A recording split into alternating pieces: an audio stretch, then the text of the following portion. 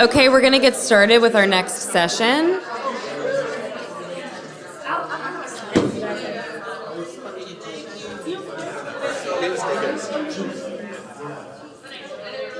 This is emotions and informal learning environments.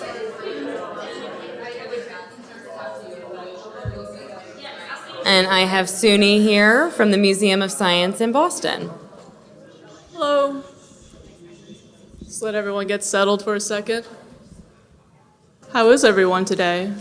Good. So my name's Suni-won Chunhaswon. You guys can call me Suni. And I work for the Museum of Science Boston as a research assistant in the Research and Evaluation Department. And I'll be talking today about a study where we use technology to measure emotions and engagement in an informal learning environment, as well as some of the methods we did, a lot of the technology we use, and some of the challenges and affordances of that technology. So, in the summer of 2014 and 2013, the Museum of Science teamed up with CAST, which is they're like a research company out in Boston that specializes in universal design learning tech. And what we wanted to find out was, when we talk about engagement, we usually think about behavioral engagement. What we wanted to find out was, instead of looking at behavioral engagement via observation, visitor self-reports, we wanted to take concepts from the affective and cognitive neurosciences in order to understand a full picture of engagement. So we did this by using gaze tracking, skin conductance, and facial and gestural analysis. And a key part of why emotional engagement matters for us is that from an informal learning perspective, people need to feel emotionally invested in a topic or in an activity, or they'll drop out. And by using these three lenses, we sought to get an overall picture of what engagement looks like for a visitor. So our study recruited 88 groups, which consisted of either children or parent-child dyads, who would use the math moves exhibit mentioned here, and there's pictures of it later on, to go through the exhibit like they would normally. And the framework we used to measure engagement was based off of this, emotion engagement was based off of this idea of core affect, which was brought to mind, which was coined by Barrett and Russell in 1999. And it breaks down emotion into these 4 quadrants, which is pretty simple. And what core affect is our basic primal emotions that can change minute to minute. And these drive our behaviors, our decisions, everything we do. And so on this horizontal axis, you'd see pleasant versus pleasant feelings, and then on the vertical, activated or deactivated, and that's what your sympathetic nervous system is feeling. So for example, if you're feeling tense, your nervous system is probably feeling very activated, and you're having some unpleasant feelings. And if you're feeling contented, you're probably deactivated, so feeling very calm, very soothed, and having a pleasant feeling.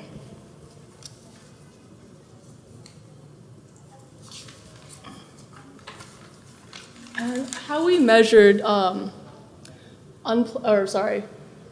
we measured activated versus deactivation was using these wristbands that measured electrodermal activity or skin conductance. And then unpleasant and unpleasant feelings were given to us by visitor self-report and also facial and gestural analysis. So I'm going to go over the tech we used. So these were the Q sensors. Unfortunately, they're no longer being made, but they measured level of activation via skin conductance, and they're very simple to use. You just put them onto the wrist, and they should start automatically. In order to get a baseline activity, we asked visitors to watch a 5-minute nature video for a relaxed baseline. It was a video of like calm, soothing music with some birds. Some visitors fell asleep while watching it. And then afterwards, we ramped it up and asked them to do 30 seconds of jumping jacks or running in place to get an idea what their activated baseline was. So some of the challenge we had was that we had to be careful to not touch the sensors ourselves or we'd begin automatically reading our own data, which isn't useful for anyone. And oftentimes the Q sensors actually wouldn't turn on automatically, so we would have to remember to set it ourselves. And so what I have here is a video of one of our participants using an activity called partner motion. What you do is that you run along, you'll see it, but you run along these colors, and on another screen it maps out where you're stepping.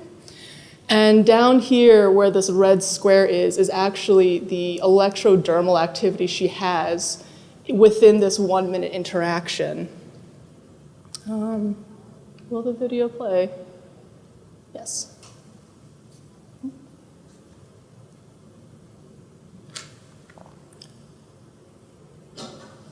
So what I want to demonstrate here is that there's actually a lot of activity going on just within this very short moment. And these peaks and valleys are where she's feeling slightly more activated and less activated.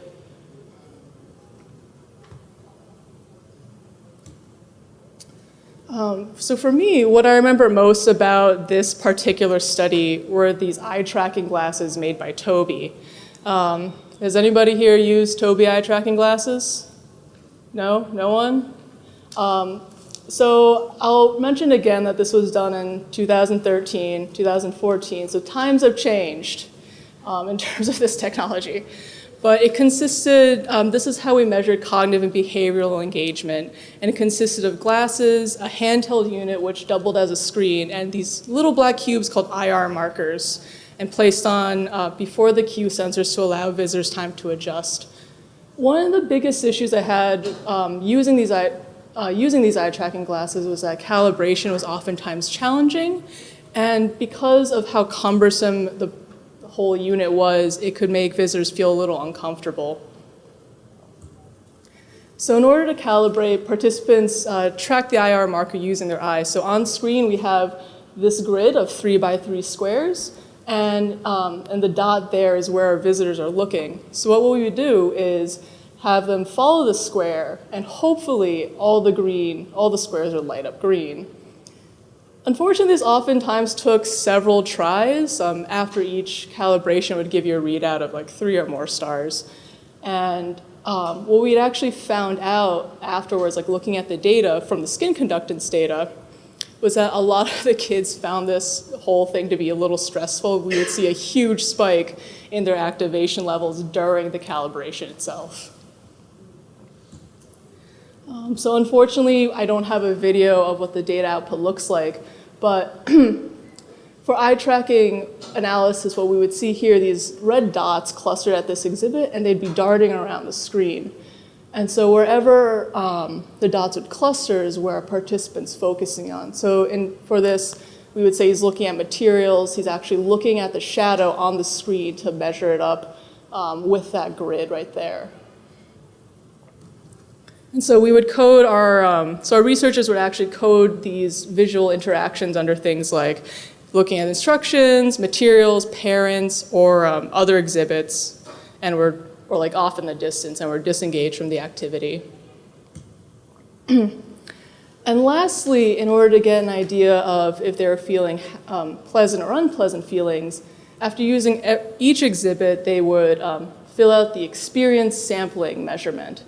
And it asks them things like how interested they are, how fun was the activity, how happy did you feel while using it. And one important thing to mention is that we chose a math-based exhibit because people tend to have strong feelings towards math. Either they hate it or they really love it. I'm personally on the not that fond of it end myself. And additionally, Math Moves is actually in several other museums across the country, so that makes the results from the study much more generalizable. So here we have a picture of a child with a full set of equipment on him doing an ESM questionnaire. As you can see, it's very bulky, there's a lot of cognitive load, and he's forced to wear a fanny pack. And I should also add that visitors were also videotaped during their interaction, and this would allow us, we wanted to particularly focus on facial gestures, like if their mouth was agape, or hand movements, in order to see like how engaged they were in an activity. So I'm going to talk about the methods, like what a general data collection flow was like for each session. It took a lot of time. So generally we scheduled in 3-hour blocks, and these could have multiple groups within, either individuals, sometimes paired parent-child groups. And setup took 20 minutes, so that was checking in, picking up equipment, closing the exhibit space, which could be a debacle in and of itself, because you have to like go in and chase visitors out, and organizing forms and calibrating the equipment. And so now we're moving on to the participant arrival and data collection. And this is where the bulk of our time was spent. While this section took roughly 45 minutes, only 20 minutes are actually devoted to timing and tracking itself. Like visitors are only given 20 minutes to go through math moves like they would normally. The other 25 minutes actually consisted of attaching, calibrating the equipment, and the final interviews, questionnaires, and debriefs. So overall, the data collection required not only a lot of time from the participant, but also a heavy cognitive load as well. And we combated this by including several scripts that would explain each stage to the participant, which allowed them to feel that it was not only educational, but also valuable to the museum. And then lastly, post-session, uploading data as soon as possible and packing materials and reopening math moves. So this is an image of the Math Moves exhibit at the Museum of Science, Boston. If you guys are unfamiliar, it's an exhibit that focuses on proportion and ratio. And I believe the age range for it is about 3rd grade and up, although younger kids have a fun time in it too. This is the Scaling Shapes exhibit. Participants are given prompts to make a shape and then double it or triple it. And then this is Comparing Frequencies, which is an exhibit where you have these different size wheels that click at different intervals. And on that black bar there's some numbers. And I haven't gotten it to work myself, but the goal is to get all the wheels to click at the same time.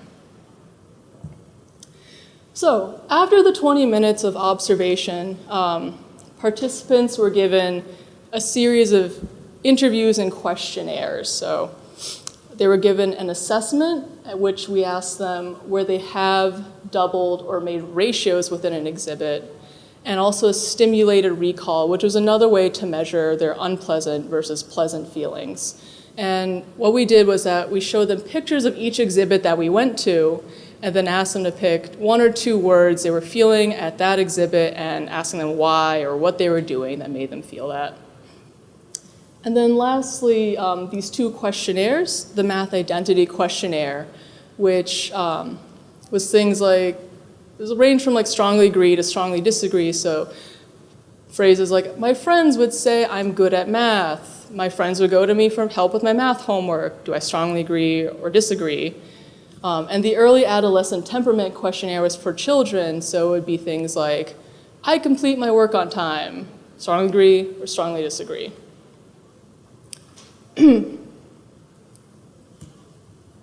So before I move on to one of our main findings and where we're heading in the future here, I'd like to go over the technological pros and cons. So on the pros, we get a rich data set.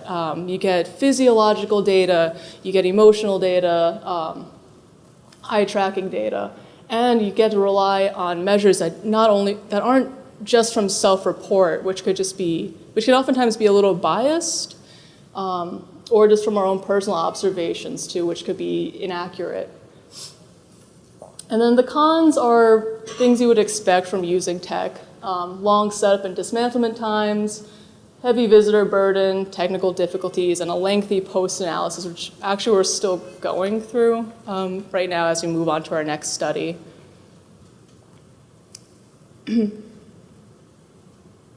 So The most exciting finding we got from this was that children that were highly activated and experienced negative feelings had higher engagement. So they had longer dwell times, increased concentration, and increased attention. And typically when we design exhibits, we tend to avoid feelings of negativity and frustration. Usually bad things is something we want to avoid. What this data showed us was that deep, meaningful learning in informal environments can coincide with these negative feelings like confusion or frustration, which leads visitors to seek out positive feelings for resolution. So going back to this slide, the eye tracking actually allowed us to count like the number of times visitors were looking at things like instructions, their parents, ways they were trying to mitigate these feelings of confusion or frustration, which I thought was cool. And the physiological data we got from the skin conductance was actually, if it was just an observer looking at this child, you would have never been able to tell that this kid was going through these periods of frustration, because a lot of the children seemed very blank or very disengaged. But after reading their physiological data, we could actually see that there was a lot of activity going on within these interactions. So where are we heading now? What's the future look like? So currently the museum is working on a new study based off of this project's data. And since we have an understanding of the means and methods to measure emotions and engagement, we can now identify deeper learning in the moment and iteratively design exhibits based on this data. But keeping in mind that the tech we used was 2013, 2014, there's actually new technology being developed right now that can make it an easier experience for anybody who would want to do this. So our exhibit design team went up to Microsoft in Seattle, and they had basically these cameras that can measure if you're angry, afraid, disgusted, surprised. This is our senior graphic designer who actually went up there. I didn't get to go up there, but she was testing it for us. And while there are some flaws to work out, it may give us the ability to design exhibits that respond in real time based on our emotions. And one of my favorite parts about this picture is that you can see there that man that's a 17-year-old male, he's actually 28. And also if you furrow your brow, it makes you look older. But moving forward, we can imagine a world where exhibits can change and adjust themselves based on what your emotions are within that moment. So that's all I have for my slides. And while none of them are here, I'd like to thank NSF and our colleagues at CAST for helping us with the study. And we can move on to questions. Mm-hmm.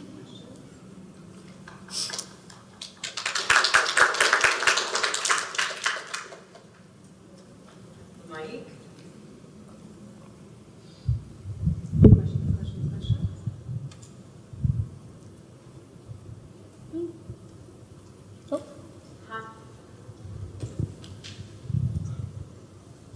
How did you get your participants? Oh, yes. So we got our, this has always been a little bit, I always felt a little weird about it, but we got our participants through Facebook and social media using our marketing team. So unfortunately that did give us sort of a biased crowd where a lot of them were already museum members. Some of the incentives were, our incentives were a squishy brain and a free trip to the museum, but a lot of that was unneeded since they were members already. But yeah, social media. Yes. We've been talking to kids about their experiences of whether they find something frustrating or confusing, but like really enjoy it. Yeah. And they kind of came up with this, like there's a bad frustration and a good frustration. Did you guys get at any of that? Like there's like, they had like terminology that felt like it was like, this is a nice kind of frustrating and confusing so versus. So the nice kind of frustration, the coined term for that is called productive struggle. So that's what we're actually trying to delve into with this new study. Like 32% of our participants were highly activated and felt negative feelings, but they also coincided with positive feelings as well. So it wasn't just purely negative. So we're trying to find like what that balance is as we move on towards this new project. Yeah. Hello, I was really interested in the outcome of your study, and I was just wondering, have you got any specific examples or a kind of anecdote about an experience that someone you saw having this kind of like slightly negative, frustrating experience, what exactly it was they were doing and how they came to, through the other side, to have some kind of learning experience? Sorry, I don't mean to put you on the spot.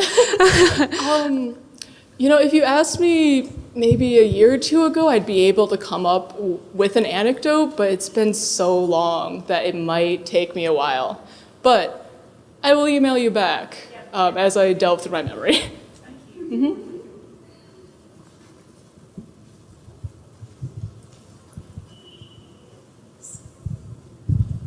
Thank you. I'm wondering, this took place in sort of a controlled, very quiet environment, which is a little different than an actual museum setting where children may be distracted by noise. I'm really interested in kids on the spectrum, people with migraine, that sort of neurological challenge. Did any of that jump out at you, that there were certain individuals who might behave differently outside of that controlled environment?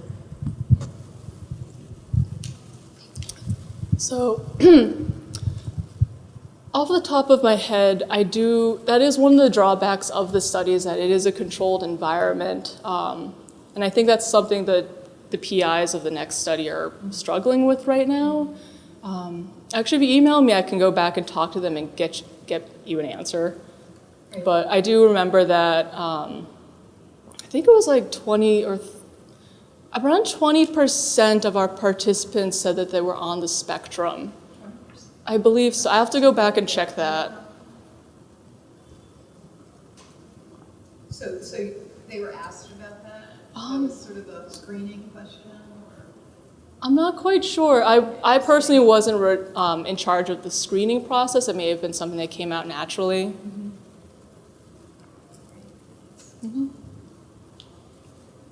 But yeah, I will agree that it wasn't the most naturalistic study.